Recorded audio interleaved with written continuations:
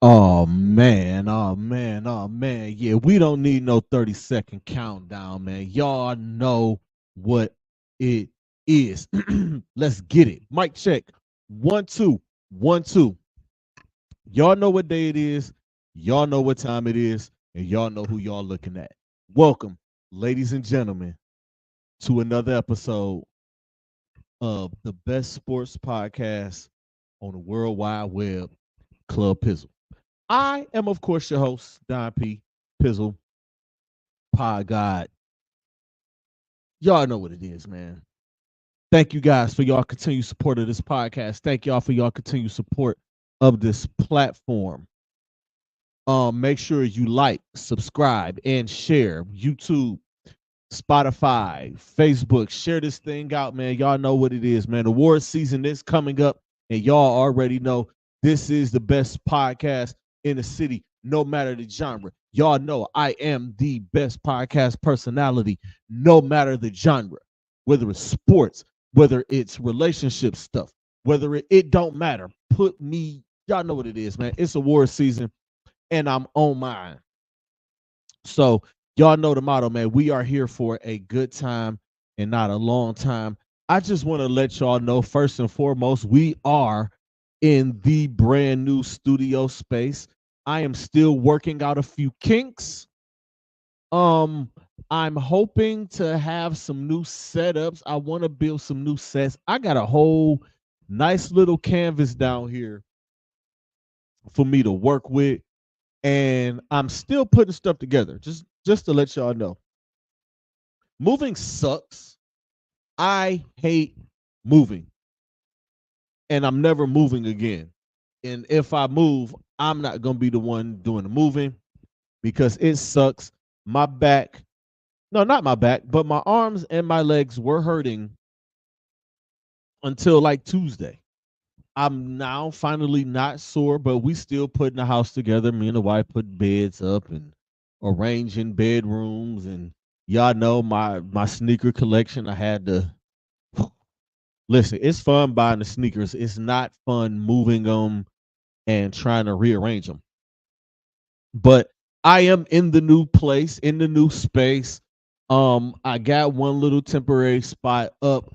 I'm planning on putting another one up where I give you like a full body view. Like I said, man, I got a whole canvas down here that I'm working with. I got like I'm gonna have multiple sets, probably for the multiple pods that I am going to do. Um, I'm excited though, like just to be down here and enjoying this space and recording Tuesday night's main event down here and recording Pizzle's Picks down here.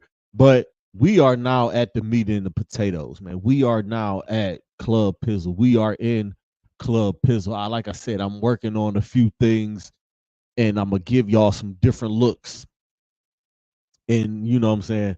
I can't say exactly when. Just know there will be different looks for this show. Like, and as y'all can see, I went back. Let me move out the way. I went back to this background. I'm really, or this logo. I'm really not feeling, or I really wasn't feeling that newer logo. I don't know what's something wrong with it, but I'm staying with this one. It's gonna be this one until I get tired of it. Hopefully, I'm never tired of it or don't get tired of it. But we here, man. October the 26th. Make sure y'all pull up, man. Exotic Cuisines. We got Battleground coming up, man. Big Viney is going to be defending his title. And if y'all have been paying a little bit of attention to the hip hop scene, y'all see exactly what's going on out there. There's a couple of diss tracks out there that's kind of going crazy. Me and Battleground Gang are gonna get together and dissect those things, man. That's something. But pull up, man. It's a costume party. I got my costume already figured out. I know exactly how I'm going to be dressed up as the resident judge. I also hope to have an announcement to make to y'all regarding other things in the next couple of weeks. I had a very productive meeting with somebody this week. Also make sure y'all check me out on the Acquired Taste Media podcast That is going to be dropping here soon in the next couple of days. Um, I was just sitting down and just shooting it with my guy over there, Al. Like, shout out to Al, shout out to Richie Carlisle for inviting me up there talking. But we got all of that stuff out of the way, man. Y'all know my motto. We are here for a good time and not a long time here at Club Pizzle. So in the midst of moving, in the midst of putting stuff together, I did manage to put my TV together and put my futon together and my recliner together to sit down to watch some football on Sunday. And Sunday at 4:25, I was in my recliner. I had a drink in my hand, and I thought I was going to watch the Cleveland Browns get a victory over the Los Angeles Raiders. Boy, was I wrong. Because the Cleveland Browns went out to Las Vegas and laid an egg. An unacceptable loss. And y'all know how we do here. It's profanity free anytime the Browns lose. Unacceptable. Another week, another unacceptable loss. Losing to the Las Vegas Raiders 20-16 to fall to 1-3. That's not the bad part. To lose to a team like this, or to lose to a bad team who were without their two best players, Devontae Adams and Max Crosby, and it seems as if the Raiders are going to be without Devontae Adams for the foreseeable future because he's requested a trade. That's another subject for another day. But they almost ruined my Sunday. Almost did. But that was horrible. Deshaun Watson, 24-32, 176 yards, a touchdown, and a pick. 8 carries for 32 yards. This loss is not on him, though. Deshaun Watson played his tail off. He had a good game. Could he have done more? Sure, he could have done more. He still holds the ball too long or stands in the pocket too long and doesn't decide to take off, even though the offensive line gives him no time. It's a shame. Shame, shame, shame. This loss isn't on him. He did everything he could to get them that win. That offensive line leaks like a sieve. It's horrible. Ford's decision making was a lot better this week. He was getting the ball out. He was getting the ball to who it needed to get to. There still were a few drops. One which led to an interception, which led to point. Costly. Can't have those. The first drive was awesome. That first drive, it was 15, 16 plays, 70-some yards. You take off 7-8 minutes off of the clock. They did that in Jacksonville the week before. This is the third game in a row they've scored they scored a touchdown on their first drive. So that's something that you can kind of hang your hat on if you want to be in the glass half full game. I'm still holding out hope. I'll get. But after that first drive, the offense was stuck in the mud. There's still no running game. Jerome Ford not cutting it. Dante Freeman is not cutting it. Thank goodness. Help is on the way. Nick Chubb clear for practice this week. Nyheim Hines clear for practice this week. Will they play this week? That hasn't been released yet. I doubt it. But Jerome Ford, Dante Freeman, y'all not cutting it. They got to do more. And they have to run the ball more. 57 plays, 241 yards, total yards, 4 yards per play. Time of possession was 30 minutes and 42 seconds. I mean, the time of possession was balanced. But it shouldn't have been after the way that first drive went. They had it. And then they just start giving up points. The offense could not score after the first drive. And yes, the first however many plays, the first drive is scripted. First 15, first 20 are scripted. Why not go from there? In the second drive, all right, you may not get it, but you start to make adjustments, and they just didn't seem to adjust. The running game and the offensive line is bad. I didn't hear John Hudson's name, but you know whose name I heard, and you know who I saw playing like crap? DeJuan Jones. I'm not calling him that name. Your name is DeJuan Jones. You playing like crap. He needs to get out of here. Jack Conklin, please, we need you really, really bad. Because DeJuan Jones is not cutting it. The speed, all you got to do is put your speed rusher on that side. He can't get to him. He just big. Them dudes is running right on around him, and they're collapsing that pocket. It's not a pocket. Like the pocket is supposed to go a certain way. They having a prayer circle around Deshaun Watson. They having a circle around him. It's feeding time. And they can't have that, especially not 4 steps into a 7-step drop. Or when you're in the shotgun. If you're in the shotgun, that should buy you at least a couple of more seconds, and it's not happening. Those speed rushers is running right around DeJuan Jones. He looks ordinary. He looks like a backup. I'm just saying, y'all can say whatever y'all want to say. Oh, Don, you always picking on the Ohio State dudes. I ain't picking on him. I'm just calling it like I see it. He's not playing very well. He's a part of this horrible offensive line who can't run block or pass block for that matter. The turnover, Amari Cooper. Is Amari Cooper done, y'all? I'm gonna ask. That's the poll question tonight. Is Amari Cooper done? Is he washed up?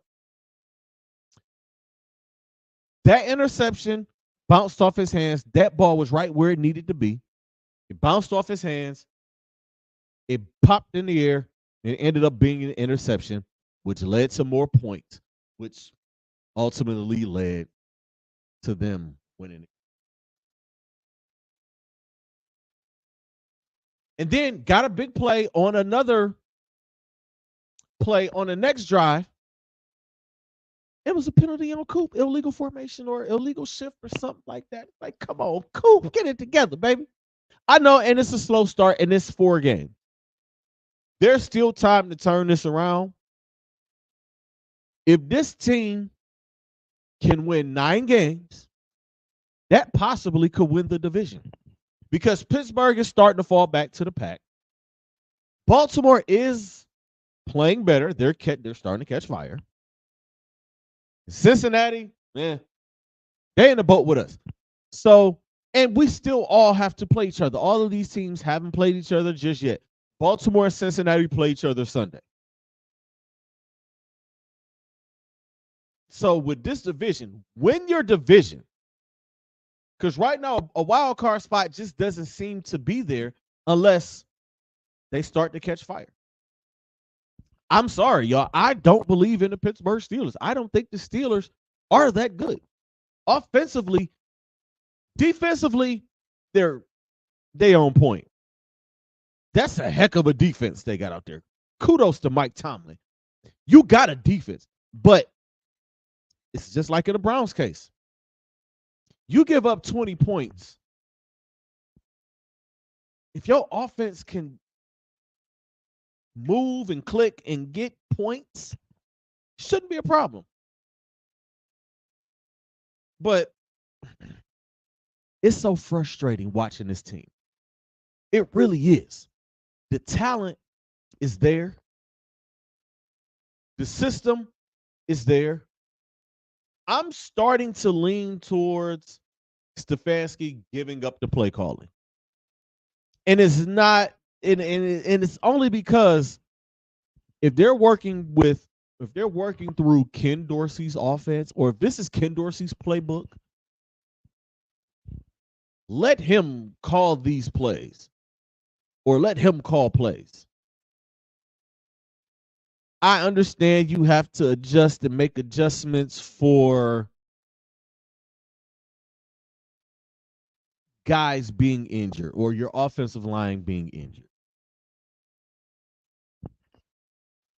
But it's starting to not work. Like, and watch as I say this, they come out against Washington and call plays, and he calls plays to perfection, which is why he continues to call plays, because he's going to, the arrogance of these coaches, they're going to live and die on what their bread and butter is. Kevin Stefanski was a heck of a play caller when he was in Minnesota. He's done an okay job here. He's done it and is one coach of the year 2 times. And the offense has been cool. Or at least in the first half. They would start, like the games they win, they start off, they build a big lead and run Nick Chubb and burn the clock. That's how it was. It's not that. We'll see, like, as far as the injury report, David Njoku, Jed Willis, Nick Chubb is back at practice. Nyheim Hines is back at practice. I think Teller is out for a few weeks, but Conklin may be ready to come back. Mike Hall is suspended on the defensive side, and another guy on the defense is having season-ending surgery. But here we go, y'all. It's week 5. The schedule gets no easier. You got Washington coming up, and Washington is on fire. Jaden Daniels is on fire. We just got to hope Jim Schwartz sees a rookie quarterback and was like, hey, and sees blood. That's what we got to hope. As y'all heard on Pizzle's picks, I picked against us this week. I picked against my team because they have to show me now. Y'all got to get hot. Y'all got to start playing well. Y'all got to start playing better. Even in the one win we got, we didn't look good, but I take wins. Everything is not going to be pretty. In the NFL, you get your dubs and you move on. Now, I flushed this win or this loss this week on Sunday night. I was like, you know what?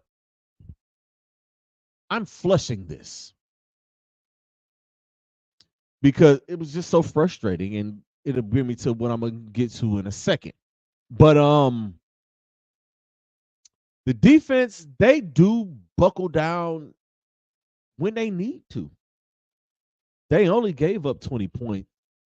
I think they only maybe gave up 250 something odd yards, which is not bad. Or which is actually pretty darn good. They got the turnover and the score, the scoop and score, which they needed. It seems like every time I think about that or I say that out loud when I'm down, when I'm locked into a game, it usually happens. Defense or special teams. And finally, I haven't seen anybody talk about this or anybody post this, but the missed extra point on the scoop and score ultimately was the game, because they got the ball back and they drove down and they were in field goal range. Had Hopkins hit that extra point, he has an opportunity to kick the game time field goal, and it goes in overtime. And in overtime, who knows what could happen. Just saying. No, I didn't hear anybody say that. I just wanted to point that out. I really don't watch a lot of, or maybe one of the other shows said it. I try not to watch that stuff. And it's no disrespect to those guys. I tend not to watch. I tend to don't watch them until I get my stuff recorded. And it's no disrespect to any of the Cleveland Browns shows. I watch press conferences, but as far as like the radio guys, and I'm not just going to start naming off names, but all of the local radio shows, I tend not to listen to them until I get my stuff recorded, because I don't want them to influence my stuff. I leave their stuff to them, and then I record on Thursday. Now, if I were to do Browns post game stuff on Sunday, then yeah, I would listen. But I can't do immediate reactions because I always just tend to. I have to sit back and I have to think about what I watched, and then I'll have to watch the all 22 view, which don't come out on the NFL app until like Wednesday or something like that. Comes out late in the week. But nonetheless, man, I flushed this loss. I'm sorry, I keep saying they should have won, but they didn't. So more victories don't count. Y'all know how I flushed this one on Sunday night. Probably because I was so darn tired from moving. I had dinner. I went to bed. That's what I did. I don't want to be that guy, and maybe it's not just me. But this game Sunday on the road in Washington is kind of must win. You fall to 1-4, even with 6 division games left. You got your work cut out for you to try to climb back. And again, that schedule does not get any easier. That schedule is tough, and I'm not even going to get into the. I know what teams are on that schedule. I know we have 6 division games to play. Still, even if you win all 6, that still will leave you with 7 wins, but you got to win some other game. You know what I mean? So, so frustrating. Let me get to the reason why this game was flushed so quick. And I posted it Sunday after the game. I say, well, 2 reasons why this game was flushed. The Guardians start the divisional series against the Detroit Tigers on Saturday. I was hoping to go to a game. I was hoping to go Sunday, but I'll enjoy the game from home, maybe, or just enjoy the game Saturday and Sunday. Or Sunday, or no, wait. Game 2 is on Monday. What am I talking about? I could possibly still go. Maybe. Get off work. Get off work. Go on down and call it a day. Thinking about it. Maybe, maybe not. But the Cleveland Cavaliers are in training camp. They started training camp open Tuesday. They are at the IMG Academy in Sarasota, Florida. Reason being, or the reason why they did that was because of the Paris trip they took. The Paris trip, it gave them an opportunity to do some more team bonding, to build some chemistry with guys. And as y'all can see, this team they literally ran it back. They brought all the key guys back. I mean, Marcus Morris wasn't like a key guy. He was just brought in late. But Donovan Mitchell signs his extension. You extend Jared Allen for another 3 years. You sign Isaac Okoro. You draft Jalen Tyson. You bring Luke Traverse over. You sign JT Thor to a 2-way. You bring Imani Bates back for a 2-way. I'm looking forward to seeing those 3 guys with the Cleveland Charge, as well as probably a few other returning guys, Zaire Smith, Pete Nance, who I've seen in Cavaliers camp. I'm praying to God we can get Sharif Cooper back here, but I'm just not sure of what Chris Darnell wants to do or what Kobe Altman and those guys want to do with the Cleveland Charge. Speaking of, I will be doing some Cleveland Charge content at some point. Just can't call when, but I will be doing some Cleveland Charge content soon. Cleveland Cavaliers fans, you guys owe apologies to 2 people. Y'all owe an apology to Donovan Mitchell, because since he's gotten here, everybody has been saying he's not gonna come back. He's not gonna stay here. He's gonna go to New York. He's not gonna be here. He doesn't want to be here. He had his mind made up in January that he was coming back. So apologize to Donovan Mitchell if y'all see him outside. Or if you go to a game, put up a sign that says, hey, Spider, my bad. And also to Jared Allen, because I've been hearing this talk all summer. I've been hearing this talk since the injury. And according to him, he couldn't play. And the people talk about him not playing with a bruised rib or whatever it was. Like, whatever happened, like Kobe Altman did screw the dog there. He did mess that up.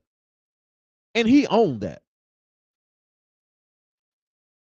But I honestly feel like a lot of you guys out there have never done anything to your ribs. You haven't had a bruised rib. If y'all have ever had a bruised rib, and I've had one, it is the worst thing ever. You can't laugh. You can't talk. It hurts to walk. It hurts to cough or sneeze. It is one of the worst. It hurts to breathe. Anybody who's ever had something with their ribs, whether it's bruised or whatever, it is not a good feeling. And it is a feeling that stays with you for so long. So apologize to those two. Looking at media day, the one glaring thing that I noticed is those guys have been in the gym. Darius Garland was in the gym, and I follow Darius on IG and noticed. I said, hey, he done put on some weight. After, yes, he lost 15 pounds last year after he got his jaw broke when he was on this liquid diet. He couldn't work out. He couldn't do anything. So he lost 15 pounds. And it was noticeable. He was smaller than he usually was. But he comes back this year. It's like, oh, look at him. Got his little grown man body going on. Two other people that have put on weight. Evan Mobley looks like he's put on a few pounds, and he looks stronger. As well as Imani Bates has been chronicling his journey. He's put on 30 pounds in a year. He's put it on gradually since the start of training camp last year. He came in at 170. He is now up to 205, and you can see it. He's actually filling the jersey out. The jersey don't look baggy on him. He don't look like an ironing board no more. Shout out to Imani Bates. Looking forward to watching Imani Bates play for the Charge this year and tear things up and see what wrinkles he's added to his game and see how much he's worked on his game. I am really looking forward to that. I am excited. I am pumped for that. Listening to Kenny Atkinson talk, listening to the excitement in his voice with working with guys and the excitement talking about the system he wants to play. It's going to be a much faster paced team, not the slow paced teams of past with JB Bickerstaff. They are going to hang their hats on defense. Defense is why they are one of the reasons why this team has 99 wins in 2 years or however many years. So I'm excited. I'm looking forward to the Wine and Gold scrimmage. I'm looking forward to going outside of the 10-game season package that I have. I am also going to I'm going to the home opener, which is not in my package. Pause. I'm going to go to quite a few games this year. I'm going to go and support this team. I'm probably going to go to 15, 20 games this year, which I might upgrade to a quarter season or half a season next year. It all depends. I'm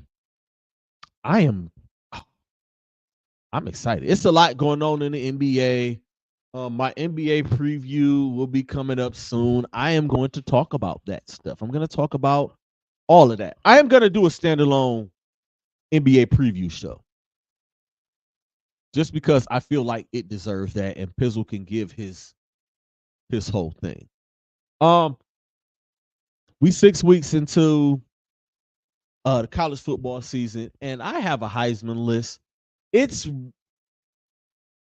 I got a list of 10 guys. Now, I know that, people have their runaway favorites or their favorites. But I'm doing this. I just make lists. I like making lists. That's the thing about lists. Y'all can always make your own list instead of being lazy and picking apart. Here we go. Stop now. Stop kicking people's back in. They're looking at you. But I have 10 guys that should be getting Heisman attention. I looked at multiple outlets, Sports Illustrated, Athlon, Bleacher Report, ESPN, CBS, Fox, and seeing the names, and all of the names are pretty common just about in all of these places. At number 10, I have Shedeur Sanders from Colorado. He's having a heck of a year. His team is 4-1. They balling. He looks great. He looked good last year in spite of having a horrible offensive line. Number 9, Will Howard from Ohio State. And let's be honest, all of the talent that Ohio State has, whoever would be their starting quarterback would be in the Heisman race because there's so much talent down in Columbus. Heck of a talented team. They're the number 3 team in the country for a reason. A lot of talent, and they playing some ball. Number 8, Carson Beck from Georgia. He's still, even after the game he played against Alabama, he's there. He was high. He would be higher if I'd have made this list last week. He would have been higher and dropped down here just because of the loss and how they lost. At number 7, Jackson Dart from Ole Miss. I like Jackson Dart. I am a huge Jackson Dart fan. And he's been balling at Ole Miss. They came up short last week against Kentucky, but Jackson Dart is still a baller. He is still a dude. At number 6, I got Nico Lamalema from Tennessee. He's been balling. Tennessee is balling. Go Rocky Top. They have a shot at the playoff. They have a shot at the SEC championship game. They have a couple of tough games coming up. They got Georgia. They got and Alabama on their schedule. So we're gonna see how good or bad Nico does in those games. He showed up big time last week. Let's get to this top 5. At number 5, I got Dylan Gabriel from Oregon. Lefty, he's starting to come into his own. He's starting to look, he's getting better and better by the game as the games get tougher, and he is killing it. He has a shot. If they can run the table and win the Big Ten and get one of those top 4 seeds in the playoff, Dylan Gabriel will be in New York as a Heisman finalist come December. Number 4, I got Ashton Jeanty from Boise State, best running back in college football right now. He looks like an NFL running back who's just playing college football because he has eligibility left. And people are like, well, he hasn't played anybody. Listen, the running back position is the easiest transition from college to pro. And this dude had like 200 some yards and a couple of tutties against Oregon, who is highly ranked. At number 3, Jalen Milroe from Alabama. All he does is get better week by week. If you watch Jalen Milroe in week 1 last year at Alabama and you watched him last week against Georgia, you can see the difference. He is a million times better. He looked like a running back playing quarterback last year. Now he looks like a quarterback. At number 2, Cam Ward from Miami. And I went back and forth with this. I fought myself back and forth about it. Cam Ward is amazing. Cam Ward is balling out. Miami is balling out. Cam was very patient in the Virginia Tech game last week, and he made the necessary throws and he made the necessary plays in order for Miami to pull off a huge win over Virginia Tech at home, which ended in, people are saying, a little bit of controversy, whatever. And number one on the Heisman list this week, and I think I'm going to start doing this list weekly, Travis Hunter is right now the front runner. I'm rooting for Cam Ward to win the Heisman because I'm a Hurricanes fan. But Travis Hunter is playing out of his mind. On the defensive side, they don't throw his way, and when they throw his way, you see what happens. And on the offensive side, he is killing it. I did make a post about like he is. I think he's better at one position than I thought. I think like he may play one position in the NFL, but no, I think he will play both. I think it will do any team a disservice to not play him on both sides of the ball. So let's run through this list again, man. We got Shedeur Sanders, Will Howard, Carson Beck, Jackson Dart, Nico Lamalea, Dylan Gabriel, Ashton Genty, Jalen Milroe, Cam Ward, and Travis Hunter. This college season has been great, y'all. I don't know how much of y'all been watching, but I've been watching a lot. I watched a bunch of great late games after I got finished moving last week.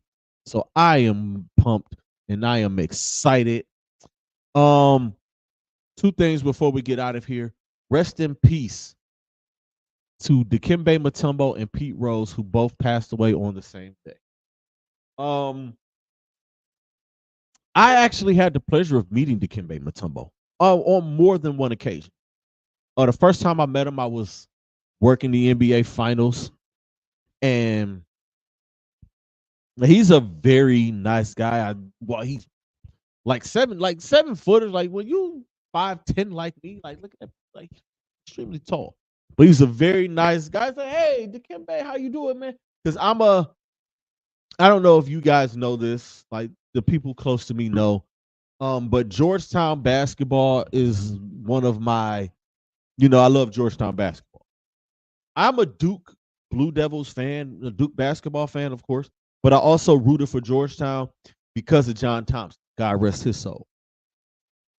To see a black coach on the sideline, like to see people that look like me as a kid, like I became a fan of him. Like just loved John Thompson. Dikembe Mutombo was one of the legendary Georgetown centers after Patrick Ewing, after Alonzo. It was Patrick Ewing, Alonzo Mourning, Dikembe Mutombo, and then you brought Othello Harrington was another one of those Georgetown bigs. Roy Hibbert is the last of the the Georgetown bigs that played in the NBA that did okay.